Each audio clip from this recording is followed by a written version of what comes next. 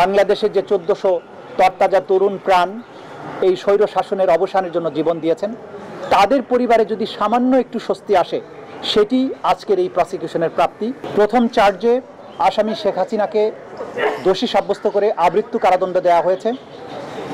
দ্বিতীয় চার্জে আসামি শেখ হাসিনাকে দোষী সাব্যস্ত করে মানবতা বিরোধী অপরাধের দায়ে 2024 সালের জুলাই অভ্যুত্থান চলাকালে বাংলাদেশে ছাত্র জনতাকে লিথাল ওয়েপন, হেলিকপ্টার, ড্রোন ব্যবহারের মাধ্যমে নিষ্ঠুরতম পন্থায় 1400-র মতো ছাত্র জনতাকে হত্যা এবং 25,000-এর বেশি ছাত্র জনতাকে আহত করার দায়ে, মোর স্পেসিফিক্যালি আশুলিয়াতে 6 জনকে হত্যা করে পুড়িয়ে দেয়া, চানখারপুলে 6 জনকে হত্যা করার মাধ্যমে যে অপরাধ করেছেন সেটার দায়ে তাকে দোষী সাব্যস্ত করে মৃত্যুদণ্ড প্রদান করেছেন।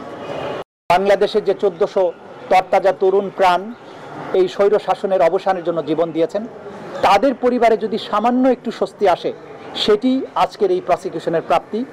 জাতির পক্ষে আমরা একটা বিচারিক প্রক্রিয়াকে সম্পন্ন করার মাধ্যমে এই জাতিকে বিচারহীনতার কলঙ্ক থেকে মুক্ত করার যে ক্ষুদ্র আমাদের প্রয়াস, সেটা যদি সফল হয়, সেখানেই আমাদের সাফল্য।